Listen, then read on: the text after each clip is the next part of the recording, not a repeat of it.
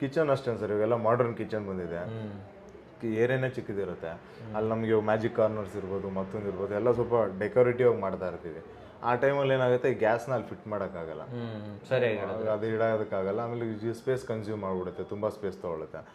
ಇದೊಂದು ಒಂದಷ್ಟು ರೀಸನ್ನಿಂದ ಇವಾಗ ಗ್ಯಾಸ್ ಏನಾಗಿದೆ ಆಚೆಗಡೆನೆ ಬಂದ್ಬಿಟ್ಟಿದೆ. ಬಟ್ ಏನಂದ್ರೆ ಸರ್, ನಮಗೆ 14 kg ಕಂಪಲ್ಸರಿ ಇರಬೇಕು, 14 kg ಇರಬೇಕು. ಇವಾಗ ನಾವು ಹಿಂಗೆ MS ಅಲ್ಲಿ 18 kg 16 kg 14 kg ಅಂತ ಮಾತಾಡ್ತೀವಲ್ಲ, ಆ ಥರ 14 kg ಮ್ಯಾಂಡೇಟ್ರಿ ಇರಬೇಕು. ಕಾಪರಲ್ಲೂ ನಮಗೆ 14 kg ಇದ್ರೆ ಒಳ್ಳೇದು. ಆ್ಯಂಡ್ ಆಮೇಲೆ ವೆಯ್ಟ್ ಬಂದ್ಬಿಟ್ಟು ಇವಾಗ ಅದರಲ್ಲೂ ಅಷ್ಟೇ, ಇವಾಗ ಗೇಜ್ ಕಮ್ಮಿ ಆದಂಗೆ ವೆಯ್ಟ್ ಕಡಿಮೆ ಆಗುತ್ತೆ ಸರ್. ಅಂದರೆ ಸರ್, ಇದು ಒಂದು ಫಸ್ಟ್ ಪ್ರೊಸೀಜರ್ ನಾವು ಕೇರ್ಫುಲ್ಲಾಗಿ ನೋಡ್ಕೊಳ್ಳೋದು. ಅದಾದಮೇಲೆ ನಾವು ನೆಕ್ಸ್ಟ್ ಏನು ಮಾಡ್ಬೋದು ಅಂತ ಹೇಳಿದ್ರೆ, 2-3 ಮೆಥಡಲ್ಲಿ, ಈಗ ಸೋಪ್ ವಾಟರ್ ಮೆಥಡಲ್ಲಿ ಕಂಡುಹಿಡಿಬೋದು. ಮತ್ತು ಇವಾಗ ಫ್ಲೇಮ್ ಇದೆ ಸರ್. ಇವಾಗ ನಾವು ಚಿಕ್ಕದಾಗ ಒಂದು ಫೈರ್ ಇಟ್ಕೊಂಡು, ಈ ವಯರೆಲ್ಲ ಹೋಗಿದೆ ಅಂತ ಇಟ್ಕೊಳ್ಳಿ, ಅದ್ರ ಮೇಲುಗಡೆ ಲೈಟ್ರದ ಥರದ್ದು ಏನಾದ್ರು ಅಂತ ಒಂದು ಸ್ವಲ್ಪ ದೂರ ಇರೋದು, ಯಾಕಂದ್ರೆ ಸಡನ್ನಾಗಿ ಲೀಕೇಜ್ ಇತ್ತಂದರೆ ಸಡನ್ನಾಗಿ ಅದು ಎಗರ್ಬಿಡುತ್ತೆ. ಸ್ಟೋರೇಜ್ನೂ ಅಷ್ಟೇ, ನಾವು ಸ್ಟೋರೇಜಲ್ಲೂ ನಾವು ಸಾಕಷ್ಟು ಸ್ವಲ್ಪ ತಲೆ ಓಡಿಸ್ಬೇಕಾಗುತ್ತೆ ಸರ್. ಯಾಕಂದರೆ ಎಂಟಿ ಸಿಲಿಂಡ್ರ್ ಅದ್ರ ಮೇಲುಗಡೆ ಇಡ್ಬೋದು, ಲೋಡೆಡ್ ಸಿಲಿಂಡರ್ನ ಕೆಳಗಡೆ ಇಡ್ಬೋದು. ಆ ಥರ ಆಪ್ಷನ್ ಮಾಡಬೇಕು. ಹೌದು ಸರ್, ಒಂದೇನಂದ್ರೆ ಒಂದು ಕೇಜ್ ಮಾಡಿಸ್ಬಿಟ್ರೆ ಒಂದಕ್ಕೊಂದು ತೊಂದರೆ ಆಗಬಾರ್ದು, ತೆಗಿಬೇಕು ಮಾಡಬೇಕು, ಈಸಿಯಾಗಿ ಆಗಬೇಕಲ್ಲ. ಅದಕ್ಕೆ ಎಂಟಿದಂದ್ರೆ ಈಸಿಯಾಗಿ ಎತ್ತಿಟ್ಬಿಡ್ತಾರೆ ಯಾರಾದ್ರೂ. ತುಂಬಿರೋದಂದ್ರೆ ತೂಕ ಜಾಸ್ತಿ ಇರುತ್ತೆ, ಅದಕ್ಕೆ ಕೆಳಗಡೆ ಇಡಬೇಕು. ಎಂಟಿಗೆ ನಾವು ಹಿಂಗೆ ಅಡ್ಡ ಇಡಕ್ಕೂ ಮಾಡ್ಬೋದಲ್ಲ. ಸಮಸ್ತ ಕನ್ನಡಿಗರಿಗೆ ನಮಸ್ತೆ ಮಾಡ್ತಿರುವಂತ ನಾನು ನಿಮ್ಮ ಕನ್ನಡಕವರ ಬಂದಿನೊಂದು ಹೊಸ ಜೊತೆ ಒಂದು ಹೊಸ ಕನ್ಸ್ಟ್ರಕ್ಷನ್ ಇನ್ಫಾರ್ಮೇಶನ್ ಇದೆ. ಹೌದು ವೀಕ್ಷಕರೇ, ಕನ್ಸ್ಟ್ರಕ್ಷನ್ ಅಂತ ಬಂದಾಗ ಎಲ್ಲದೂ ಬಂದ್ಬಿಡ್ತು. ಪೈಪ್ ಲೈನ್ ಇರ್ಬೋದು, ಗ್ಯಾಸ್ ಲೈನ್ ಇರ್ಬೋದು, ಪ್ರತಿಯೊಂದು ಕೂಡ. ಅದಕ್ಕೋಸ್ಕರ ಇವತ್ತು ಗ್ಯಾಸ್ ಲೈನನ್ನು ಚೂಸ್ ಮಾಡಿದ್ದೀನಿ. ಯಾಕಂತಂದರೆ ನೋಡಿ, ಯಾರೋ ಬರ್ತಾರೆ, ಮಾಡ್ತಾರೆ, ಹೋಗ್ಬಿಡ್ತಾರೆ. ಬಟ್ ನಾಳೆ ದಿನ ಏನೋ ಒಂದು ಲೀಕ್ ಆಯಿತು ಮಾಡ್ತು ಅಂತಂದರೆ ನಮಗೇನೆ ತೊಂದರೆ. ಆದ್ದರಿಂದ ಇವೆಲ್ಲ ಸಂಭವಿಸಬಾರ್ದು ಅಂದರೆ ಇದ್ರ ಬಗ್ಗೆನೂ ಕೂಡ ನಮಗೆ ಗಮನ ಇರಬೇಕು, ಚಿಕ್ಕ ಚಿಕ್ಕ ವಿಷಯಗಳ ಬಗ್ಗೆನೂ ಕೂಡ ತಿಳ್ಕೊಂಡಿರಬೇಕು. ಅದಕ್ಕೋಸ್ಕರನೇ ಇವತ್ತು RCC reliable consultant and construction ಕಡೆಯಿಂದ ಹನುಮಂತ್ ಸರ್ ನಮ್ಮ ಜೊತೆ ಜಾಯ್ನ್ ಆಗ್ತಾ ಇದ್ದಾರೆ. ಇದ್ರ ಬಗ್ಗೆ ಹೆಚ್ಚಿನ ಮಾಹಿತಿಯನ್ನು ಕೊಡ್ತಾ ಇದ್ದಾರೆ. ವೆಲ್ಕಮ್ ಮಾಡೋಣ ಸರ್. ಸರ್ ನಮಸ್ಕಾರ. ನಮಸ್ತೆ ಸರ್. ಸರ್, ಸೇಫ್ಟಿ ಅನ್ನೋದು ತುಂಬ ಇಂಪಾರ್ಟೆಂಟ್ ಆಗುತ್ತೆ ನೋಡಿ. ಗ್ಯಾಸು ಒಂಥರ ಡೇಂಜರೇ, ಅದು ಎಷ್ಟೇ ಯೂಸ್ ಇರಲಿ ಏನಿರಲಿ ಅಲ್ವಾ. ಸೊ ಇವತ್ತು ಅದನ್ನು ನಾವು ಮನೆಯಿಂದ ಹೊರಗಡೆ ಇಡ್ತಾ ಇದ್ದೀವಿ. ಓಕೆ, ಆಲ್ಮೋಸ್ಟ್ ಈಗ ಎಲ್ಲರೂ ಹೊರಗಡೆ ಇಡ್ತಾ ಇದ್ದೀವಿ, ಒಂದು ಪೈಪ್ ಲೈನನ್ನು ತೊಗೊಂಡು ಹೋಗ್ತಾ ಇದ್ದೀವಿ. ನಾನು ಫಸ್ಟ್ ಕೇಳುವಂಥದ್ದು, ಯಾಕೆ ನಾವು ಆ ಥರ ಪೈಪ್ ಲೈನನ್ನು ಮಾಡಿಸ್ಬೇಕು, ಏನು ಹೇಳ್ತೀರಾ ಇದ್ರ ಬಗ್ಗೆ? ಸರ್, ಅದಕ್ಕಿಂತ ಒಂದು ಸ್ವಲ್ಪ ಹಿಂದೆ ಹೇಳೋದಾದ್ರೆ, ಇವು ಪರ್ಟಿಕ್ಯುಲರ್ಲಿ ಈ ಟಾಪಿಕ್ ಚೂಸ್ ಮಾಡಿದ್ದೇನಕ್ಕೆ ಅಂತ ಹೇಳಿದ್ರೆ, ಇದು ಯಾವ ಕಂಪ್ನಿನಲ್ಲೂ ಬರಲ್ಲ ಸರ್. ಇದು ಇವಾಗ ನಮ್ಮ ಹತ್ರ ಕನ್ಸ್ಟ್ರಕ್ಷನ್ ಮಾಡಿಸ್ಕೊಂಡವ್ರಿಗೂ ಇದು ಗ್ಯಾಸ್ ಲೈನ್ ಬರಲ್ಲ, ಯಾವ ಕಂಪ್ನಿನಲ್ಲೂ ಬರಲ್ಲ. ಇವಾಗ ಸಪ್ರೇಟ್ ವೆಂಡರ್ ಕೊಟ್ಟಿದ್ರು ಅಲ್ಲೂ ಬರಲ್ಲ. ಇದೇನಂತಂದ್ರೆ ಪರ್ಟಿಕ್ಯುಲರ್ಲಿ ಕ್ಲೈಂಟ್ ಸ್ಕೋಪೇ ಆಗ್ಬಿಡುತ್ತೆ, ಅವರೇ ಮಾಡಿಸ್ಕೋ. ಅದಕ್ಕೋಸ್ಕರ ಅವ್ರು ತಿಳ್ಕೊಂಡಿರ್ಲೇಬೇಕು ಇದು. ಹೌದು, ಆ ರೀಸನ್ಗೆ ಅಂತ ಚೂಸ್ ಮಾಡಿದ್ವಿ. ಅಂಡ್ ಇವಾಗ ನೀವು ಕೇಳ್ದಂಗೆ ಇವಾಗ ಯಾಕೆ ಮಾಡಿಸ್ಕೋಬೇಕು ಅನ್ನೋದು ಅಂತಂತ ಬಂದ್ರೆ ಸರ್, ಇವಾಗ ಫಸ್ಟ್ ಎಲ್ಲ ನೋಡಿ ಸರ್, ಫಸ್ಟ್ ನಮಗೆ ಮನೆಗಳು ಒಂದು 10 years ಬ್ಯಾಕ್ ಎಲ್ಲ ಗ್ರೌಂಡ್ ಫ್ಲೋರ್ ಇರ್ತಾ ಇತ್ತು, ಬಿಟ್ರೆ ಫಸ್ಟ್ ಫ್ಲೋರ್ ಮ್ಯಾಕ್ಸಿಮಮ್ ಇರ್ತಾ ಇತ್ತು. ಇವಾಗೆಲ್ಲ G+3 ಮಲ್ಟಿಸ್ಟೋರಿ ಮಾಡ್ತಾ ಇದೀವಿ. G+3 ಕಂಪಲ್ಸರಿ ಆಗ್ಬಿಡ್ತಾ ಇದೆ. ಯಾಕಂದ್ರೆ ಇವಾಗೆಲ್ಲ ಮೈಂಡ್ ಸೆಟ್ ಚೇಂಜ್ ಆಗಿದೆ. ಮನೆ ಕಟ್ತಾ ಇದೀವಿ ಅಂತ ಹೇಳಿದ್ರೆ ಅದರಿಂದ ಸ್ವಲ್ಪ ಇನ್ಕಮ್ ಬರಬೇಕು ಅನ್ನೋ ಆಪ್ಷನ್ಸ್ ಆಗ್ತಿರೋದ್ರಿಂದ ಈ ಒಂದು ಮೆಥಡು ಬಂದಿದೆ sir, first thing.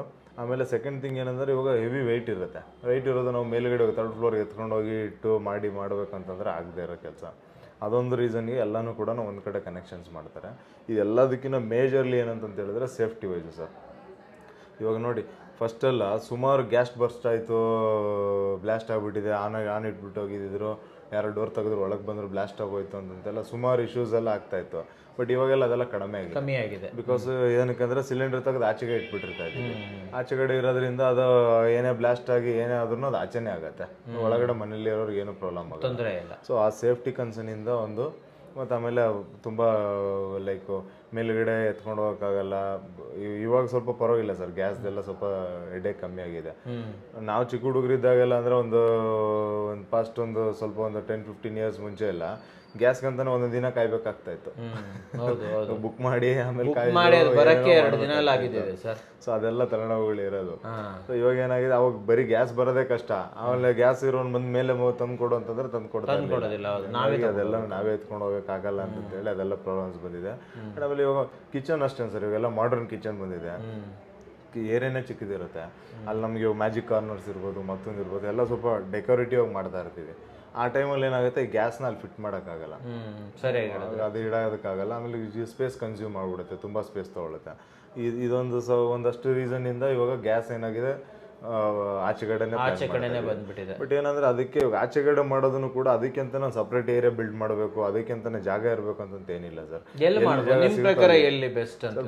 Usually 90% staircase ಕೆಳಗಡೆನೆ ಪ್ರಿಫರ್ ಆಲ್ಮೋಸ್ಟ್ ಮಾಡ್ತೀವಿ. ಯಾಕಂದ್ರೆ ಫಸ್ಟ್ ಫ್ಲೈಟ್ ಸ್ಟೇರ್ ಕೇಸ್ ಅಂತೂ ಕಂಪಲ್ಸರಿ ಇದೇ ಇರುತ್ತೆ. ಅದ್ರ ಕೆಳಗಡೆ ಏನ್ ಮಾಡ್ತಾ ಇದ್ರು, ಫಸ್ಟ್ ಬಾತ್ರೂಮ್ ಮಾಡೋದು ಅದು ಇದೆಲ್ಲ ನಡೀತಾ ಇತ್ತು.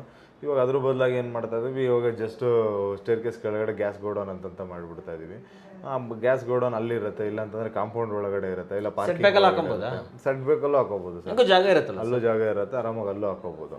ನಾವೇನಾದ್ರು ಅಲ್ಲಿ ಆ ಸ್ಪೇಸ್ನ ಬೇರೆ ಯಾವ್ದಾನ ಪರ್ಪಸ್ ಯುಟಿಲೈಸ್ ಮಾಡ್ತಾ ಇದೀವಿ ಇವಾಗ ಸ್ಟೇರ್ ಕೇಸ್ ಕೆಳಗಡೆ ಅಂತಂದ್ರೆ ಅದ್ ಬೇಕಾದ್ರೆ ನಾವು ಸೆಟ್ ಬೇಕಲ್ಲೂ ಯೂಸ್ ಮಾಡ್ಬೋದು, ಎಲ್ಲಿ ಬೇಕಾದ್ರೂ ಯೂಸ್ ಮಾಡ್ಬೋದು. Okay okay. ಅಂಡ್ ಅಂದ್ರೆ ಈಸಿ ಹೋಗಕ್ಕೆ ಬರಕ್ಕೆ ಈಸಿ ಇರಬೇಕು, ಅಷ್ಟಿದ್ರೆ ಸಾಕು. ಓಕೆ. ಸಮಸ್ತ ಕನ್ನಡಿಗರಿಗೆ ನಮಸ್ಕಾರ, ನಾನು ನಿಮ್ಮ ಕನ್ನಡಕವರ. ನೀವೇನಾದ್ರೂ ನಿಮ್ಮ ಕನಸಿನ ಮನೆಯನ್ನ ನನ್ಸಾಗಿಸ್ಕೋಬೇಕು ಅಂತ ಇದ್ರೆ ನಾನು ನಿಮ್ಗೆ ರೆಕಮೆಂಡ್ ಮಾಡುವಂಥದ್ದು RCC reliable consultants and construction. ಹೌದು ವೀಕ್ಷಕರೇ, ಇಡೀ ಬೆಂಗಳೂರಲ್ಲಿ ಯಾರು ಕೂಡ ಈ ರೇಟಲ್ಲಿ ಮಾಡ್ಕೊಳ್ಳಲ್ಲ. 1575 ರೂಪಾಯಿಂದ ಇವರು ಪ್ಯಾಕೇಜಸ್ಗಳು ಸ್ಟಾರ್ಟ್ ಆಗುತ್ತೆ ಅಂತ ಹೇಳ್ಬೋದು. ಇವರ ಬಳಿ 9 ಪ್ಯಾಕೇಜಸ್ಗಳಿದೆ. ನಿಮ್ಮ ಅಗತ್ಯಕ್ಕೆ ತಕ್ಕಾಗಿ ಯಾವ ಪ್ಯಾಕೇಜಸನ್ನು ಬೇಕಾದರೂ ಕೂಡ ನೀವು ಚೂಸ್ ಮಾಡ್ಬೋದು. ಅಷ್ಟೇ ಅಲ್ಲ, RCCಲಿ ಕ್ವಾಲಿಟಿ ಕನ್ಸ್ಟ್ರಕ್ಷನ್ ಸಿಗುತ್ತೆ, ಒಳ್ಳೆ ಬೆಲೆ ಸಿಗುತ್ತೆ. ಪ್ರತಿ ತಿಂಗಳು ಕೂಡ ಯಾವುದಾದ್ರೂ ಒಂದು ಆಫರ್ ಅಂತೂ ನಡೀತಾನೆ ಇರುತ್ತೆ. ಸೊ ಇನ್ಯಾಕ್ ತಡ, ಈ ಕೂಡಲೇ ಸ್ಕ್ರೀನ್ ಮೇಲೆ ಬರ್ತಾ ಇರೋಂಥ ನಂಬರ್ ಮೂಲಕ RCC ಅವ್ರನ್ನ ಕಾಂಟ್ಯಾಕ್ಟ್ ಮಾಡಿ ನಿಮ್ಮ ಕನಸಿನ ಮನೆಯನ್ನ ನನ್ಸಾಗಿಸ್ಕೊಳ್ಳಿ ವೀಕ್ಷಕರೇ. ನಮಸ್ಕಾರ. ಸೊ ನೆಕ್ಸ್ಟ್ ಬರ್ತಾ ಇರುವಂಥದ್ದು ಗ್ಯಾಸ್ ಪೈಪ್ ಅಂತ ಬಂದಾಗ ಬರೋದೇ ಕಾಪರ್ ಲೈನ್ ಅನ್ನೇ ತಗೊಂಡು ಹೋಗ್ತಾರಲ್ವಾ. ಸೊ ಈ ಕಾಪರ್ ಅನ್ನ ಚೂಸ್ ಮಾಡ್ಬೇಕಾದ್ರೆ ಲೈಕ್ ಎಷ್ಟು ದಪ್ಪ ಇರಬೇಕು ಅಂಡ್ ಎಷ್ಟು ವೇಟ್ ಇರಬೇಕಾಗುತ್ತೆ, ಕ್ವಾಲಿಟಿ ಬಗ್ಗೆ ಹೇಳಿ. ಕ್ವಾಲಿಟಿ ಬಗ್ಗೆ ಅಂತ ಹೇಳೋದಾದ್ರೆ ಸರ್, ಇವಾಗ ಆಕ್ಚುಲ್ ಆಗಿ ಇವಾಗ ನಮ್ಗೇನು ಗೊತ್ತಿರಲ್ಲ. ಆಸ್ ಎ ಕಸ್ಟಮರ್ ನಾನು ಹೇಳ್ಬೇಕಂದ್ರೆ ಯಾರು ಗ್ಯಾಸ್ ಲೈನ್ ಅವ್ರು ಬರ್ತಾರೆ, ನಾವೇನೋ ಒಂದು ಕೊಡ್ತಾನೆ ತೊಗೊಂತೀವಿ, ಒಂದೊಂದು ಹೋಗ್ತೀವಿ. ಬಟ್ ಫಸ್ಟ್ ಥಿಂಗ್ ಈಸ್ ನಮಗೆ ಅದ್ರ ಮೇಲೆ ಬ್ರ್ಯಾಂಡ್ ಯಾವ್ದಂತ ಗೊತ್ತಾಗಬೇಕು ಸರ್. ಯೂಶಲಿ ಸಜೆಸ್ಟಬಲ್ ಬ್ರ್ಯಾಂಡ್ ಅಂದ್ರೆ ಜಿಂದಾಲ್ದೇನೆ ಚೆನ್ನಾಗಿರೋದು, ಜಿಂದಾಲ್ ಅವ್ರು ಚೆನ್ನಾಗಿದೆ. ಬಟ್ ಅದ್ರ ಮೇಲೆ ಇಡಿ ಯಾವುದೇ ಬ್ರ್ಯಾಂಡ್ ಜಿಂದಾಲ್ ಸಿಕ್ಕಿಲ್ಲ, ನಾವು ಯಾವ್ದು ಬೇರೆ ಯೂಸ್ ಮಾಡ್ತಾ ಇದೀವಿ ಅಂದ್ರೆ ಅದ್ರ ಮೇಲೆ ISO 9001 ಅಂತ ಹೇಳ್ಬಿಟ್ಟು ಒಂದು ಸರ್ಟಿಫೈಡ್ ಆಗಿರ್ಬೇಕು ಸರ್. ಇದು ಮಾಮೂಲಿ ಇಂಟರ್ನ್ಯಾಷನಲ್ ಆರ್ಗನೈಸೇಷನ್ ಸ್ಟ್ಯಾಂಡರ್ಡ್ಸ್ ಅಂತ ಹೇಳ್ಬಿಟ್ಟು ಅದ್ರ ಮೇಲ್ಗಡೆ ಆಲ್ಮೋಸ್ಟ್ ಮೇಜರ್ ಆಗಿ ಎಲ್ಲ ಕಂಟ್ರೀಸ್ ಅಲ್ಲೂ ಅದನ್ನೇ ಯೂಸ್ ಆಗುತ್ತೆ, ಪ್ರಿಂಟೆಡ್ ಇರುತ್ತೆ. ಅಂಥದ್ದು ಮೆಟೀರಿಯಲ್ನೇ ನಾವು ಯೂಸ್ ಮಾಡಬೇಕು. ಗೇಜ್ ಮತ್ತೆ ವೇಟ್ ಎಷ್ಟು? ಗೇಜ್ ಬಂದ್ಬಿಟ್ಟು ಸರ್ ನಮಗೆ 14 gauge ಕಂಪಲ್ಸರಿ ಇರಬೇಕು, 14 gauge ಇರಬೇಕು. ಇವಾಗ ನಾವು ಹಿಂಗೆ MS ಅಲ್ಲಿ 18 gauge 16 gauge 14 gauge ಅಂತ ಮಾತಾಡ್ತೀವಲ್ಲ, ಆ ಥರ 14 gauge ಮ್ಯಾಂಡೇಟ್ರಿ ಬೇಕು. ಕಾಪರಲ್ಲೂ ನಮಗೆ 14 gauge ಇದ್ರೆ ಒಳ್ಳೇದು. ಆ್ಯಂಡ್ ಆಮೇಲೆ ವೆಯ್ಟ್ ಬಂದ್ಬಿಟ್ಟು ಇವಾಗ ಅದರಲ್ಲೂ ಅಷ್ಟೇ, ಇವಾಗ ಗೇಜ್ ಕಮ್ಮಿ ಆದಂಗೆ ವೆಯ್ಟ್ ಕಡಿಮೆ ಆಗುತ್ತೆ ಸರ್. ನಮ್ಗೆ ಅವಾಗ ಏನಾಗುತ್ತೆ, ವೆಯ್ಟ್ಸ್ ಅಷ್ಟೇ ಒಂದು 4.5 ಇಂದ ಒಂದು 7 kg ವರೆಗೂ ಬರ್ಬೋದು ಒಂದು ಬಂಡಲಲ್ಲಿ. ಅದು ಒಂದು ಬಂಡಲ್ ಬಂದ್ಬಿಟ್ಟು ನಮಗೆ ಒಂದು 50 ಅಡಿ ಉದ್ದ ಬರುತ್ತೆ ಸರ್. ಆ 50 ಅಡಿ ಉದ್ದ ಬರೋದು ಏನಂತ ಹೇಳಿದ್ರೆ ಒಂದು ಆವ್ರೇಜ್ ಒಂದು 6 kg ತೂಕ ಬಂದ್ರೆ that is a good product ಅಂತ ಹೇಳ್ತಾರೆ. ಆಮೇಲೆ ಆ ವಾಲ್ ಬಂದ್ಬಿಟ್ಟು ಅಷ್ಟೇನೆ ಈ 1 mm 2 mm 3 mm ಅಂತ ಬರುತ್ತೆ. 3 mm ತಗೊಂಡ್ರೆ ಒಳ್ಳೇದು ಸರ್. ಗ್ಯಾಪ್ 3 mm ತಗೊಂಡ್ರೆ ಒಳ್ಳೇದು, 3 mm ತಗೊಂಡ್ರೆ ಒಳ್ಳೇದು. ಇದಿಷ್ಟು ಥಿಂಗ್ಸ್ ನಾವು ಬೇಸಿಕ್ ಆಗಿ ನೋಡ್ಬೇಕಾಗುತ್ತೆ. ಆಮೇಲೆ ಅದಕ್ಕೆ ಇವಾಗ ವಾಲ್ವ್ಸ್ ಮತ್ತೆ ನಿಪ್ಪಲ್ಸ್ ಅಂತ ಬರುತ್ತೆ. ಸ್ಟಾರ್ಟಿಂಗ್ ಗ್ಯಾಸ್ ಔಟ್ಲೆಟ್ ಅಲ್ಲಿ ಮತ್ತೆ ಇನ್ಲೆಟ್ ಅಲ್ಲಿ ಎರಡು ಕಡೆನೂ ಬೇಕಾಗತ್ತೆ. ಅವನು ಕೂಡ ಇವಾಗ ಆಲ್ಮೋಸ್ಟ್ ನಮಗೆ ಬ್ರಾಸ್ ಅಲ್ಲೇ ತಗೋಬೇಕಾಗತ್ತೆ.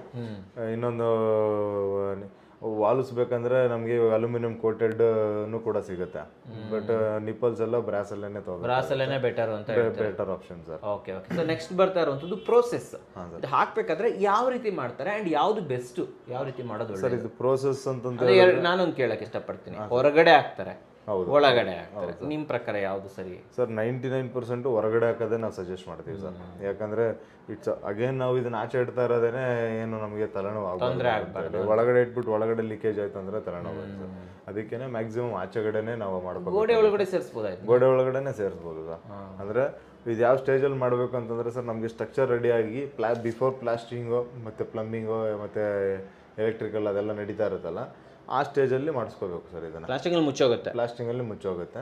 ಎಕ್ಸ್ಟರ್ನಲ್ ಕನೆಕ್ಷನ್ ತಗೊಂಡು ಹೋಗ್ಬೋದು, ಗ್ರೂ ಹಾಕ್ಬಿಟ್ಟು ಮಾಡ್ಕೊಂಡು ಕ್ಲೀನ್ ಆಗಿ ಅದನ್ನ ಅದರೊಳಗಡೆ ಗ್ರೂ ಒಳಗಡೆ ಎಷ್ಟು ಗ್ರೂ ಮಾಡಬೇಕು ಅದು ಸರ್? ಆ ಡೆಪ್ತ್ ಏನಂತಂದ್ರೆ ಬೇಸ್ಡ್ ನಾವು ಥಿಕ್ನೆಸ್ ಎಷ್ಟು ಅಂತೀವಿ ಅನ್ನೋದು ಫಸ್ಟ್ ಥಿಂಗ್. ಆಮೇಲೆ ಏನೇ ನಾವು ಇವಾಗ ಗ್ರೂ ಮಾಡಿ ಪೈಪ್ ಹಾಕಿದೀವಿ ಅಂತ ಹೇಳಿದ್ರೆ, ಗ್ಯಾಸ್ ಪೈಪ್ ಹಾಕಿದೀವಿ ಅಂತ ಹೇಳಿದ್ರೆ ಅದೇನಂತಂದ್ರೆ ಅದು ನಾವು ಎಕ್ಸ್ಟರ್ನಲ್ ಪ್ಲಾಸ್ಟಿಂಗ್ ಆದ್ರೂ ಅದು ಒಂದು ಮಿನಿಮಮ್ ಒಂದು 2-3 mm ಒಳಗಡೆ ಇರಬೇಕು ಸರ್. ಒಳಗಡೆ ಇರಬೇಕು. ಅವಾಗ ಏನಾಗುತ್ತೆ, ಪ್ಲಾಸ್ಟಿಂಗ್ ಆದ್ರೂ ಸ್ವಲ್ಪ ಸೇಫ್ ಆಗಿರುತ್ತೆ. ತುಂಬಾ ಎಡ್ಜಲ್ಲಿ ಇತ್ತು ಅಂತ ಹೇಳಿದ್ರೆ ಅವಾಗ ಏನಾಗುತ್ತೆ, ಅದು ನಮಗೆ ಇಶ್ಯೂಸ್ ಆಗೋ ಟಚ್ ಆಯ್ತು ಅಂತಂದ್ರೆ ಡ್ಯಾಮೇಜ್ ಆಗೋ ಥರ ಇರುತ್ತೆ. ಆಮೇಲೆ ಡ್ಯಾಮೇಜ್ ಅನ್ನೋ ವಿಚಾರ ಬಂದಿದೆ ಅಂತಂದ್ರೆ ನೋಡಿ, ನೀವು ಹೇಳ್ತಾ ಇರೋದು ಪ್ಲಾಸ್ಟಿಂಗಿನ ಮುಂಚೆನೆ ಮಾಡ್ಬೇಕು. ಹೌದು ಸರ್. ಮಾಡ್ಬಿಟ್ಟು ಹೋಗ್ಬಿಡ್ತಾನೆ. ಓಕೆ, ಓನರ್ ಪಡಿಗೆ ಇರ್ತಾರೆ, ಇಲ್ಲಿ ಬೇರೆ ಕೆಲಸ ಮಾಡ್ತಾರೆ ನೋಡಿ. ಟೈಲ್ಸ್ ಹಾಕೋರು, ಗ್ರಾನೈಟ್ ಹಾಕೋರು, ಪೇಂಟ್ ಮಾಡೋರು, ಅವರು ಡ್ಯಾಮೇಜ್ ಮಾಡಲ್ಲ ಅಂತ ಏನ್ ಗ್ಯಾರಂಟಿ ಸರ್?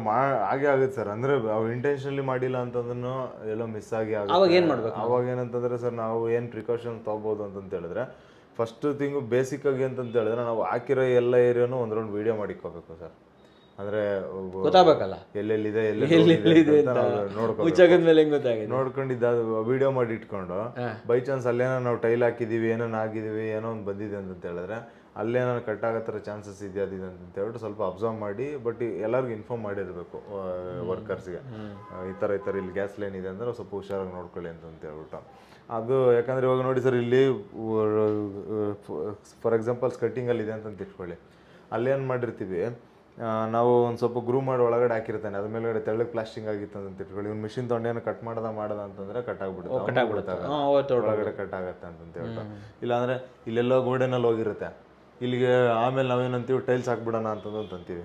ಅವಾಗ ಏನು ಮಾಡ್ತಾನೆ, ಪ್ಲಾಸ್ಟಿಂಗ್ ಮಾಡಿದಾದ್ಮೇಲೆ ಇಲ್ಲಿ ಟೈಲ್ಸ್ ಹಾಕ್ಬೇಕಂದ್ರೆ ರಫ್ ಮಾಡೋಣ ಅಂತಂತ ಮಿಷಿನಲ್ಲೆಲ್ಲ ರಫ್ ಮಾಡಕ್ ಹೋಗಿರ್ತಾನೆ, ಅವಾಗ ಕಟ್ ಆಗೋ ಚಾನ್ಸ್. ಇಲ್ಲಾಂದ್ರೆ ಯಾವುದೋ ಒಂದು ಎಲೆಕ್ಟ್ರಿಕಲ್ ಪಾಯಿಂಟ್ ಇಲ್ಲೆಲ್ಲೋ ಹೋಗಿರುತ್ತೆ, ಅವನು ಇಲ್ಲಿಂದ ಹಿಂಗೆ ತಂದುಬಿಡ್ತಾನೆ. ಅದು ಏನಂದ್ರೆ ಕಾಣಿಸಿದ್ರೆ ಓಕೆ ಸರ್, ಕಾಣಿಸ್ದಿರಂಗೆ ಏನನ್ನ ಸ್ವಲ್ಪ ಲೈಟಾಗಿ ಕಟ್ ಆಯ್ತು ಅಂತ ಹೇಳಿದ್ರೆ ಲೀಕೇಜ್ ಸ್ಟಾರ್ಟ್ ಆಗುತ್ತೆ. ಈ ಬೇಸಿಕ್ ಥಿಂಗಾಗಿ ನಾವು ನೋಡ್ಕೋಬೇಕು. ಅಂದ್ರೆ ಸರ್, ಇದು ಒಂದು ಫಸ್ಟ್ ಪ್ರೊಸೀಜರ್ ನಾವು ಕೇರ್ಫುಲ್ ಆಗಿ ನೋಡ್ಕೊಳ್ಳೋದು. ಅದಾದ್ಮೇಲೆ ನಾವು ನೆಕ್ಸ್ಟ್ ಏನ್ ಮಾಡ್ಬೋದು ಅಂತ ಹೇಳಿದ್ರೆ 2-3 ಮೆಥಡಲ್ಲಿ, ಸೋಪ್ ವಾಟರ್ ಮೆಥಡಲ್ಲಿ ಕಂಡುಹಿಡಿಬೋದು.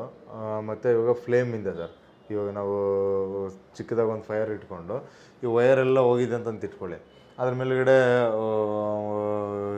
ಲೈಟರ್ ಥರದ್ದು ಏನಾದ್ರು ಅಂತ ಒಂದು ಸ್ವಲ್ಪ ದೂರ ಇರೋದು, ಯಾಕಂದ್ರೆ ಸಡನ್ ಆಗಿ ಲೀಕೇಜ್ ಇತ್ತಂದ್ರೆ ಸಡನ್ ಆಗಿ ಅದು ಹತ್ಕೊಂಡ್ಬಿಡುತ್ತೆ. ಅದಕ್ಕೆ ಸ್ವಲ್ಪ ಲೆಂತ್ ಇರೋ ಲೈಟರ್ ತರೋದು, ಇಲ್ಲಾಂದ್ರೆ ಗ್ಯಾಸ್ ಸ್ಟವ್ ಹಚ್ಚೋದು ಇರುತ್ತಲ್ಲ, ಆ ಥರ ಸ್ವಲ್ಪ ಲೈಟಾಗಿ ಫ್ಲೇಮ್ ಬರೋದನ್ನ ಇಟ್ಕೊಂಡು ಆ ಪೈಪ್ ಮೇಲೆಲ್ಲ ಹಿಂಗ, ಫಾರ್ ಎಕ್ಸಾಂಪಲ್ ಇದು ಪೈಪ್ ಇದೆ ಅಂತ ಇಟ್ಕೊಳ್ಳಿ, ಇದ್ರ ಮೇಲೆಲ್ಲ ಹಿಂಗೆ ಅಂದ್ರೆ ಹಿಂಗೆ ಕಾಯಿಸ್ಕೊಂಡು ಹೋಗ್ಬೇಕಂತೇನಿಲ್ಲ, ಸುಮ್ಮನೆ ಹಿಂಗೆ ತೊಗೊಂಡೋದ್ರೆ ಸಾಕು. ಏನೋ ಲೀಕೇಜ್ ಇದ್ರೆ ಅದು ಗೊತ್ತಾಗ್ಬಿಡುತ್ತೆ, ಅಲ್ಲಿ ನಮಗೆ ಲೀಕೇಜ್ ಇದೆ ಅಂತ ಆ ಥರ ಕಂಡುಹಿಡಿಯಬಹುದು. ವಿಡಿಯೋ ಮಾಡ್ಕೊಂಡಿರ್ತೀವಿ, ನೀಟಾಗಿ ಹಿಡ್ಕೊಂಡ್ಬಂದ್ಬಿಟ್ರೆ ಓಕೆ. ಇದು ಎಕ್ಸಿಕ್ಯೂಷನ್ ಆದ್ಮೇಲೆ ಆಮೇಲೆ ನಮ್ಗೇನಾದ್ರು ಬೈ ಚಾನ್ಸ್ ಎಕ್ಸಿಕ್ಯೂಷನ್ ಆದ್ಮೇಲೆ ನಮ್ಗೇನಾದ್ರು ಸ್ವಲ್ಪ ಆ ಥರ ಡೌಟ್ ಇದೆ ಅಂತ ಹೇಳಿದ್ರೆ ಬಿಫೋರ್ ಪ್ಲಾಸ್ಟಿಂಗ್ ಇದನ್ನ ಮಾಡ್ಬಿಡ್ಬೇಕು ಸರ್. ಪ್ಲಾಸ್ಟಿಂಗ್ ಆದ್ಮೇಲೆ ಅಂದ್ರೆ ನಮ್ಗೆ ಮತ್ತೆ ಕಷ್ಟ, ಅದು ಹೊಡಿ ಮತ್ತೆ ಕಿತ್ತಾಕು ಅದು ಇದೆಲ್ಲ ಬಿಫೋರ್ ಪ್ಲಾಸ್ಟಿಂಗ್ ಏನೇ ಅದನ್ನೊಂದು ಸ್ವಲ್ಪ ಕೇರ್ಫುಲ್ ಆಗಿ. ಆಮೇಲೆ ಇದು ಎಕ್ಸಿಕ್ಯೂಟ್ ಮಾಡ್ಬೇಕಾದ್ರೆ ಏನೇನು ಪ್ರಾಬ್ಲಮ್ ಬರುತ್ತೆ ಸರ್? ಸರ್, ಎಕ್ಸಿಕ್ಯೂಟ್ ಮಾಡ್ಬೇಕಾದ್ರೆ ಪ್ರಾಬ್ಲಮ್ ಅಂತಂತ ಏನು ಬರಲ್ಲ, ಅದೇ ಅದನ್ನ ನೀಟಾಗಿ ನೋಡ್ಕೋಬೇಕು. ಆಮೇಲೆ ಏನು ಲೈಕ್ ಲೆಂತ್ ಎಷ್ಟು ದೂರ ಹೋಗಿರುತ್ತಲ್ಲ ಸರ್, ಅಲ್ಲೇನು ಜಾಯಿಂಟ್ ಬರೋ ಥರ ಚಾನ್ಸಸ್ ಇರುತ್ತೆ. 50 ಅಡಿನಲ್ಲೇ ಒಂದೊಂದ್ಸತಿ ನಮ್ಮ ನಂಬರ್ ಆಫ್ ಫ್ಲೋರ್ಸ್ ಜಾಸ್ತಿ ಹೋದಾಗ ಅಲ್ಲಿ ಮತ್ತೆ ನಮಗೆ ಒಂದು ಜಾಯಿಂಟ್ ನಿಪ್ಪಲ್ ಥರ ಏನಾರು ಒಂದು ಹಾಕ್ಬೇಕಾಗತ್ತೆ, ಅಲ್ಲಿ ಏನಾದ್ರು ಲೀಕೇಜ್ ಆಗೋ ಚಾನ್ಸಸ್ ಇರುತ್ತೆ. ಅದನ್ನ ಸ್ವಲ್ಪ ಕೇರ್ಫುಲ್ ಆಗಿ ನೋಡ್ಕೋಬೇಕು. ಆ್ಯಂಡ್ ಆಮೇಲೆ ಸಮ್ಟೈಮ್ಸ್ ಏನಾದರೂ ಇವಾಗ ನಮ್ಮದು ಒಂದೇ ಫ್ಲೋರಲ್ಲಿ ಕಿಚನ್ ಇರುತ್ತೆ, ಮತ್ತೆ ಒಂದು ಟಾಯ್ಲೆಟಿಗೆ ಗ್ಯಾಸ್ ಗೀಸರ್ ಮಾಡ್ತಾ ಇದೀವಿ ಅಂತ ಹೇಳ್ಬಿಟ್ಟು ಒಂದೇ ಸಿಲಿಂಡರ್ಲೇ ಮಾಡಿಬಿಡಪ್ಪ ಅಂತ ಹೇಳ್ಬಿಡ್ತೀವಿ. ಆವಾಗ ಏನೋ ಅಲ್ಲೊಂದು ಟೀ ಹಾಕೊಂಡು ಈ ಕಡೆ ತೊಗೊಂಬರ್ತಾ ಇದೆ ಅಂತ ಹೇಳಿದ್ರೆ ಅಲ್ಲಿ ಸ್ವಲ್ಪ ಏನೋ ಲೀಕೇಜ್ ಇರುತ್ತೆ. ಈಗ 2 ಹೇಳಿದ್ರಲ್ಲ, ಈಗ ನಮ್ದು ಮಲ್ಟಿಪಲ್ ಮನೆಗಳಿದೆ, ಬಾಡಿಗೆ ಮನೆಗಳು 4-5 ಮನೆ ಇದೆ, ಅದಕ್ಕೆ ಒಂದೇ ಲೈನಲ್ಲಿ ಆಗುತ್ತಾ? ಎಲ್ಲ ಮನೆಗೂ ಒಂದೇ ಲೈನಲ್ಲಿ ಆಗಲ್ಲ ಸರ್, ಯಾಕಂದ್ರೆ ಒಂದೇ ಲೈನಲ್ಲಿ ಕೊಡೋಕ್ಕಾಗಲ್ಲ. ಏನು ಮಾಡಬೇಕಾಗುತ್ತೆ, ನಾವು ಇಂಡಿವಿಜುವಲ್ ಹೌಸ್ಗೆ ಇಂಡಿವಿಜುವಲ್ ಲೈನೇ ತರಬೇಕಾಗುತ್ತೆ ಸರ್. ಮ್ಯಾಕ್ಸಿಮಮ್ ಅಂದರೆ ಒಂದು ಕಿಚನ್ ಪ್ಲಸ್ ನಮ್ಗೆ ಏನಾರು ಒಂದು ಟಾಯ್ಲೆಟಿಗೆ ಬೇಕು ಅಂತಂದರೆ ಅದಕ್ಕೆ ಎರಡಕ್ಕೂ ಮಾಡೋಕ್ಕಾಗಲ್ಲ ಅಂತೇಳಿ ತಗೋಬೋದು. ಅದು ಬಿಟ್ಟರೆ ಪ್ರತಿ ಕಿಚನ್ಗೂ ಸಪ್ರೇಟ್ ಲೈನೇ ಹೋಗ್ಬೇಕು, ಸಪ್ರೇಟಾಗಿ ಹೋಗ್ಬೇಕು, ಸಪ್ರೇಟಾಗಿ ತಂದು ಅಲ್ಲಿ ಕೆಳಗಡೆ ಸ್ಟೋರೇಜ್ನೂ ಅಷ್ಟೇ. ನಾವು ಸ್ಟೋರೇಜಲ್ಲೂ ನಾವು ಸಾಕಷ್ಟು ಸ್ವಲ್ಪ ತಲೆ ಓಡಿಸ್ಬೇಕಾಗುತ್ತೆ ಸರ್, ಯಾಕಂದರೆ ಎಂಟಿ ಸಿಲಿಂಡರ್ ಅದ್ರ ಮೇಲ್ಗಡೆ ಇಡ್ಬೋದು, ಲೋಡೆಡ್ ಸಿಲಿಂಡರ್ನ ಕೆಳಗಡೆ ಇಡ್ಬೋದು. ಹೌದು ಸರ್, ಒಂದೇನಂದ್ರೆ ಒಂದು ಕೇಜ್ ಮಾಡಿಸ್ಬಿಟ್ರೆ ಒಂದಕ್ಕೊಂದು ತೊಂದರೆ ಆಗಬಾರ್ದು, ತೆಗಿಬೇಕು ಮಾಡಬೇಕು, ಈಸಿಯಾಗಿ ಆಗ್ಬೇಕಲ್ಲ. ಅದಕ್ಕೇನೆ ಎಂಟಿದಂದ್ರೆ ಈಸಿಯಾಗಿ ಎತ್ತಿಟ್ಬಿಡ್ತಾರೆ ಯಾರಾದ್ರೂ, ತುಂಬಿರೋದಂದ್ರೆ ತೂಕ ಜಾಸ್ತಿ ಇರುತ್ತೆ, ಅದಕ್ಕೆ ಕೆಳಗಡೆ ಇಡಬೇಕು. ಎಂಟಿಗೆ ನಾವು ಹಿಂಗೆ ಅಡ್ಡ ಇಡಕ್ಕೂ ಮಾಡ್ಬೋದಲ್ಲ, ಎಂಟಿ ನಿಲ್ಸ್ಬೇಕಂತಾನೆ ಏನಿಲ್ಲ, ಅಡ್ಡನೇ ಇಡಬಹುದು, ಖಾಲಿ ಆಯ್ತು ತೆಗೆದು ಹಿಂಗೆ ಹಾಕತ್ತಾರ ಸುಟ್ಕೇಸ್ ಹಾಕತ್ತಾರ ಮಾಡಿಬಿಡ್ಬೋದು. ಮೇಲ್ಗಡೆ ಎಂಟಿ ಸೆಕ್ಷನ್ ಮಾಡಿ ಕೆಳಗಡೆ ಫುಲ್ ಸೆಕ್ಷನ್ ಮಾಡ್ಬೋದು. ಇಲ್ಲಾಂದ್ರೆ ಜಾಗ ಇದೆ ಅಂದ್ರೆ 1 ಲೋಡೆಡ್ ಮಾಮೂಲಿ ಅಕ್ಕಪಕ್ಕದಲ್ಲಂತೂ ಈಸಿಯಾಗಿ ಮಾಡ್ಬೋದು. ಸರ್, ಫೈನಲ್ ಆಗಿ ನಾನು ಕೇಳುವಂಥದ್ದು ಕಾಸ್ಟ್. ಕಾಸ್ಟ್ ಎಷ್ಟಾಗುತ್ತೆ? ಸರ್ ಇದು ಕಾಸ್ಟ್ ಬಂದ್ಬಿಟ್ಟು ನಾವು ಇವಾಗ ಪ್ರಾಪರಾಗಿ ನಾವು ಹೇಳ್ದಂಗೆ ಇವಾಗ ನಾವು ಏನೇನು ಸ್ಪೆಸಿಫಿಕೇಶನ್ ಮಾತಾಡಿದ್ವಲ್ಲ ಆ ಸ್ಪೆಸಿಫಿಕೇಶನ್ ಪ್ರಕಾರನೇ ಮಾಡಬೇಕು, ಲೈಕ್ ಕ್ಲೀನಾಗಿ ಮಾಡಬೇಕು ಅಂತಂತಂದರೆ ನಮಗೆ ಮಿನಿಮಮ್ ಪರ್ ಫೀಟಿಗೆ ವಿತ್ ಲೇಬರು ಎಲ್ಲ ಸೇರಿ ಒಂದು 120 ರುಪೀಸಿಂದ 160 ರುಪೀಸ್ವರೆಗೂ ಆಗುತ್ತೆ ಸರ್. ಕರೆಂಟ್ ಮಾರ್ಕೆಟ್ ರೇಟ್ ಹೇಳ್ತಾ ಹೌದು ಸರ್, ಅಂದರೆ ಆ್ಯಕ್ಚುಲ್ ರೇಟು ಒಳ್ಳೆ ರೇಟ್, 150 ರೂಪಾಯಿ 140 ರೂಪಾಯಿಗೆಲ್ಲ ಚೆನ್ನಾಗಿರೋದು ಮಾಡ್ಕೊಟ್ಟು. ಏನೋ ಚಿಕ್ಕ ಚಿಕ್ಕ ಏರಿಯಾ ಇತ್ತು ಅಂದರೆ ಸ್ವಲ್ಪ 160 170 ಗಂಟೆ ರನ್ನಿಂಗ್ ಫೀಟ್ ಅಲ್ವಾ ಇದು? ರನ್ನಿಂಗ್ ಫೀಟ್ ಹೌದು ಸರ್, RFT ಸರ್. RFT ಅಂತ RFT ಸೊ ಒಂದು 50 ಅಡಿ ಅಂತಂದ್ರೆ ನಮಗೆ ಹತ್ತತ್ರ 5,000 ರೂಪಾಯಿ ಖರ್ಚಾಗುತ್ತೆ, 5,000 to 6,000 ರೂಪಾಯಿ ಖರ್ಚಾಗುತ್ತೆ. ನಿಪ್ಪಲ್ಸ್ ಇವೆಲ್ಲ ಎಕ್ಸ್ಟ್ರಾ ಹೌದು ಸರ್. ಆ ಫಿಟ್ಟಿಂಗ್ಸ್ನು ನಾವು ಅದರಲ್ಲಿ ಇನ್ಕ್ಲೂಡ್ ಆಗಿರಲ್ಲ ವೈರಿಂಗಲ್ಲಿ, ಅದನ್ನು ನಾವು ಇನ್ಲೆಟ್ಸ್ ಮತ್ತು ಔಟ್ಲೆಟ್ಸ್ ಸಪ್ರೇಟಾಗಿ ಮತ್ತೆ ಫಿನಿಶ್ ಆದಮೇಲೆ ಬಂದು ಹಾಕ್ಬಿಡ್ತಾರೆ ಸರ್. ಓಕೆ, ಇದ್ರಲ್ಲಿ ಮಾಡ್ತೀವಲ್ಲ ಇದಕ್ಕೆ ಮೇಂಟೆನೆನ್ಸ್ ಅಂತ ಏನಾದರೂ ಇರುತ್ತೆ? ಮೇಂಟೆನೆನ್ಸ್ ಅಂತಂದು ಏನು ಬರಲ್ಲ ಸರ್ ಯೂಶುವಲ್ ಆಗಿ. ಹಂಗಲ್ಲ, ನಾಳೆ ದಿನ ಲೀಕೇಜ್ ಆಗೋದು ಹೆಂಗ್ ಚೆಕ್ ಏನಾಗಲ್ಲ ಸರ್, ಅದೇನು ಚೆಕ್ ಮಾಡ್ಕೊ ಒಂದ್ಸತಿ ಫಿನಿಶ್ ಆದ್ರೆ ಏನು ಬರಲ್ಲ. ಬಟ್ ಏನೋ ನಮ್ಗೆ ಗೊತ್ತಾಗುತ್ತೆ, ಲೈಕ್ ಬೇಗ ಬೇಗ ಖಾಲಿ ಆಗ್ತಿದ್ದಾಗ ಆ ಥರದ್ದೇನು ಇಶ್ಯೂಸ್ ಇದೆ ಅಂತಂತ ಹೇಳಿದ್ರೆ ಒಂದು ರೌಂಡ್ ಚೆಕ್ ಮಾಡಿ ಆ ಥರ ನೀವು ಹೇಳ್ದಂಗೆ ಒಂದು ರೌಂಡ್ ಇದು ಬೆಂಕಿ ಚೆಕ್ ಮಾಡಿಬಿಟ್ರೆ ಆಲ್ಮೋಸ್ಟ್ ಎಲ್ಲ ಗೊತ್ತಾಗ್ಬಿಡುತ್ತೆ. ಯಾವುದಕ್ಕೂ ಒಂದು ಟ್ರ್ಯಾಕ್ ಇಟ್ಕೊಂಡಿರ್ಬೇಕು, ಎಲ್ಲಿ ಮಾಡಿದ್ದಾರೆ ಅಂತ ಅನ್ನೋದು ತುಂಬಾ ಚೆನ್ನಾಗಿರುತ್ತೆ ಅಂತ ಹೇಳ್ಬೋದು. ಸರ್, ಈಗ ಯಾರಾದರೂ ಫ್ಲೋರಲ್ಲಿ ತೊಗೊಂಡೋಗ್ಬೇಕು ಅಂತ ಇದ್ರೆ ಅವಾಗ ಏನೇನು ಪ್ರಿಕಾಷನ್ಸ್ ತೊಗೊಬೇಕಾಗುತ್ತೆ ಸರ್? ಫ್ಲೋರಲ್ಲಿ ಹಾಕ್ಬೇಕಾದ್ರೆ ಇವಾಗ ನೋಡಿ ಗೋಡೆನೆಲ್ಲ ಆದರೆ ನಾವು ಅಲ್ಲೇನು ಮತ್ತೆ ಹೆವಿ ವೆಯ್ಟ್ ಏನು ಬರಲ್ಲ. ಇವಾಗ ನಮಗೆ ಗೋಡೆನಲ್ಲಿ ಇರುತ್ತೆ, ಅದ್ರ ಪಕ್ಕದಲ್ಲಿ ಹಿಂಗೆ ಎಳ್ಕೊಂಡು ಹೋಗಿರ್ತೀವಿ, ಹಿಂಗೆ ಹಾರಿಜಾಂಟಲ್ ಸರ್ಫೇಸ್ ಹೋಗಿರ್ತೀವಿ. ಬಟ್ ಏನಾದರೂ ಫ್ಲೋರಿಂಗಲ್ಲಿ ಹಾಕ್ತೀವಿ ಅಂತಂತ ಹೇಳಿದ್ರೆ ಈಗ ನೋಡಿ ನಾವು ಈ ಪಾರ್ಕಿಂಗಲ್ಲಿ ಯೂಶಲಿ ಎಲೆಕ್ಟ್ರಿಕಲ್ ವೈರ್ ಬರ್ಬೇಕಂದ್ರೆ ನಾವು ಹಿಂಗೆ ಒಂದು ಎಕ್ಸ್ಟ್ರಾ ಒಂದು ಕೇಸಿಂಗ್ ಪೈಪ್ ಅಂತಂತ ಹೇಳ್ಬಿಟ್ಟು ಇಟ್ಬಿಟ್ಟು ಅದರೊಳಗಡೆ ವೈರ್ ತೋರಿಸ್ಬಿಡ್ತೀವಲ್ಲ, ಆ ಥರ ಇದಕ್ಕೂ ನಮಗೆ PVCದು ಇಲ್ಲ ಅಂತಂದರೆ PVC ಇದ್ರೆ ಬೆಸ್ಟು ಸರ್. ಯಾಕಂದರೆ ಎಲೆಕ್ಟ್ರಿಕ್ದು ಹೊಡೆದೋಗೋ ಚಾನ್ಸಸ್ ಇರುತ್ತೆ. ಬಟ್ PVC ಪೈಪ್ಸ್ ಇವಾಗ ಪ್ಲಂಬಿಂಗ್ ಯಾವ್ದಾನ ಪೈಪ್ ಇರುತ್ತಲ್ಲ, ಒಂದು ಚಿಕ್ಕದು ಒಂದು 1 ಇಂಚ್ದು ಅದು ಯಾವ್ದಾರು ಒಂದು ಪೈಪ್ ತೊಗೊಂಡು ಅದಕ್ಕೆ ಕೇಸಿಂಗ್ ಪೈಪ್ ಥರ ಹಾಕ್ಬಿಟ್ಟು ಅದ್ರೊಳಗಡೆ ಹಾಕಿದ್ರೆ ಒಳಗಡೆ ತೋರಿಸೋದು ಒಳ್ಳೆಯದು. ಮುಂಚೆನೆ ಬಿಟ್ಟಿಟ್ಟಿದ್ರು ಪರವಾಗಿಲ್ಲ, ಅದ್ರೊಳಗಡೆ ಹಾಕೊಂಡು ಹೋಗ್ಬೋದು ಸರ್. ಸೇಫ್ಟಿ ಇರುತ್ತೆ. ಕಾರ್ ಹೋಯ್ತು, ಬೈಕ್ ಹೋಯ್ತು. ಇಲ್ಲಾಂದ್ರೆ ಅದು ಇವಾಗ ನೋಡಿ ಸರ್, ಈಗ ಹೋಲ್ ಇರುತ್ತೆ ಅದರಲ್ಲಿ. ಇವಾಗ ನಮ್ಗೆ ಏನಾನ ಹೆವಿ ವೆಯ್ಟ್ ಹೋಗಿ ಅದು ಹಿಂಗೆ ಮಡ್ಚ್ಕೊಂಡ್ಬಿಡ್ತು ಅಂತಂದ್ರೆ ಬ್ಲಾಕ್ ಆಗ್ಬಿಡುತ್ತೆ, ಬರಲ್ಲ, ಎಲ್ಲಿದೆ ಅಂತಾನೆ ಗೊತ್ತಾಗಲ್ಲ, ಎಲ್ಲಿ ಗೇಜ್ ಹೋಗ್ತಾ ಇದೆ ಇಲ್ವಾ ಅಂತಾನೆ ಗೊತ್ತಾಗಲ್ಲ. ಅದಕ್ಕೆ ಅದೊಂದು ಸ್ವಲ್ಪ ಪ್ರಿಕಾಷನ್ಸ್ ತಗೊಬೇಕು. ಆಮೇಲೆ ಇದರಲ್ಲಿ ಇನ್ನೊಂದು ಬೇರೆ ಮೆಥಡ್ ಅಂತಂತ ಹೇಳಿದ್ರೆ, ಇವಾಗ ಒಂದೊಂದು ಬಿಲ್ಡಿಂಗ್ ಅಲ್ಲಿ ನೋಡಿರ್ತೀವಿ ಎಕ್ಸ್ಟರ್ನಲ್ಲಿ ಮಾಡ್ಕೊಂಡು ಹೋಗಿರ್ತಾರೆ, ಹೊರಗಡೆನೆ ಹಾಕ್ಬಿಡ್ತಾರೆ. ಇವಾಗ ಅದನ್ನು ಕೇಳ್ಬೋದು, ಯಾಕಂದ್ರೆ ವೀಕ್ಷಕರು ಆಲ್ರೆಡಿ ನಾವು ಬಿಲ್ಡಿಂಗ್ ಕಟ್ಟಿದೀವಿ, ಗೊತ್ತಾಗಿಲ್ಲ ನಾವು ಇವಾಗ ಹಾಕ್ಸ್ಕೋಬೇಕಂದ್ರೆ ಹೆಂಗೆ ಅಂತಂದ್ರೆ ಮಾಡ್ಕೋಬಹುದು. ಇವಾಗ ಅದಕ್ಕೆ ಅವಾಗ ಆಲ್ರೆಡಿ ಬಿಫೋರ್ ಪ್ಲಾಸ್ಟಿಂಗ್ ಮಾಡಿಸ್ಬೇಕಾಯ್ತು, ಇವಾಗ ಮಾಡೋಕ್ಕಾಗಲ್ಲ ಅಂತಂತ ಏನಿರಲ್ಲ, ಮಾಡ್ಕೋಬೋದಲ್ವಾ, ಆಮೇಲೆ ಮಾಡ್ಬೋದು.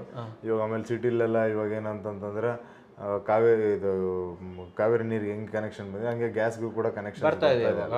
ಅವರೆಲ್ಲ ಎಕ್ಸ್ಟರ್ನಲ್ಲಿನೇ ಹಾಕೊಂಡು ಹೋಗ್ತಾರೆ ಸರ್. ಎಕ್ಸ್ಟರ್ನಲ್ ಹಾಕೊಬೇಕಾದ್ರೆ ನಾವು ಈ ಕಿಚನ್ ನಲ್ಲಿ ಯಾವ ಪೊಸಿಷನ್ ಅನ್ನ ಕರೆಕ್ಟ್ ಆಗಿ ನೋಡ್ಕೊಬೇಕು. ಅಂಡ್ ಕಟಿಂಗ್ ಎಲ್ಲ ಹೆಂಗೆ ಸರ್? ಅಲ್ಲಿ ಕೌಂಟರ್ ರೆಡಿ ಇರುತ್ತಲ್ವಾ? ಕೌಂಟರ್ ರೆಡಿ ಇರುತ್ತೆ ಸರ್. ಕೌಂಟರ್ ಅಲ್ಲಿ ನಮಗೆ ಯಾವ ಕಡೆ ಆಕ್ಸೆಸಿಬಿಲಿಟಿ ಯಾವ ಕಡೆ ಈಸಿ ಇರುತ್ತೋ ಆ ಕಡೆ ತಗೋಬೇಕಾಗುತ್ತೆ. ಆಲ್ಮೋಸ್ಟ್ ಸ್ಟೋವ್ ಕೆಳಗಡೆ ತಗೊಂಡ್ರೆ ಈಸಿ ಸರ್, ತಗೊಂಡ್ರೆ ಬೆಸ್ಟ್. ನಾವೇನಿಲ್ಲ ಮೇಲ್ಗಡೆ ಕೌಂಟರ್ ಟಾಪ್ ಮೇಲೇನೆ ಇಟ್ಕೊಂಡು ಮಾಡ್ತೀವಿ ಅಂತ ಹೇಳಿದ್ರೆ ನಮಗೆ ಈ ಸೈಡ್ ಇಲ್ಲ ಮೇಲೆ ಹಿಂದೆಗಡೆ ಸೈಡಿಂದ ಬಂದ್ರು ಆದಷ್ಟು ಕೆಳಗಡೆ ತಗೊಂಡು ಹೋಲ್ ಹಾಕಿ ಮೇಲ್ ತಗೊಳ್ಳೋದು ಬೆಸ್ಟ್ ಸರ್. ಪೈಪ್ ಅನ್ನು ಇಳಿಸ್ಬಿಡ್ಬೋದಲ್ಲ, ಸ್ಟವ್ ಪೈಪ್ ಕೆಳಗಡೆ ಇಳಿಸ್ಬಿಟ್ರೆ ತುಂಬಾ ಒಳ್ಳೆಯದು. ಮೇಲ್ಗಡೆ ಮೆಶ್ ಆಗಿರೋದಿಲ್ಲ ಅಂತ. ಹೌದು, ಮೇಲ್ಗಡೆ ಕೌಂಟರ್ ಮೇಲ್ಗಡೆ ಏನು ಕಾಣೋದಿಲ್ಲ, ಕೆಳಗಡೆ ಇಟ್ಕೊಂಡ್ಬಿಟ್ಟು ನಾವು ಅದರಿಂದ ಆಚೆ ತಗೋಬಹುದು, ಆ ತರ ಎಲ್ಲ ಮಾಡ್ಬೋದು ಅಲ್ವಾ? ಓಕೆ, ಸೂಪರ್ ಆಗಿ ಹೇಳಿದ್ರೆ. ಅಂಡ್ ಇನ್ನೊಂದು, ನೀವು ಗ್ಯಾಸ್ ಪೈಪ್ ಅನ್ನ ತಗೊಂಡ್ಬರ್ತೀರಲ್ಲ, ಕೌಂಟರ್ ಒಳಗಡೆ ತಗೊಂಡ್ಬರ್ಬೇಕಾದ್ರೆ ಇದಿರುತ್ತೆ ನೋಡಿ ಸರ್, ಏನಂತಾರೆ ಡ್ರಾವರ್ ಹೋಗಿ ಅದಕ್ಕೆ ಟಚ್ ಆಗೋ ಚಾನ್ಸಸ್ ಇರುತ್ತೆ.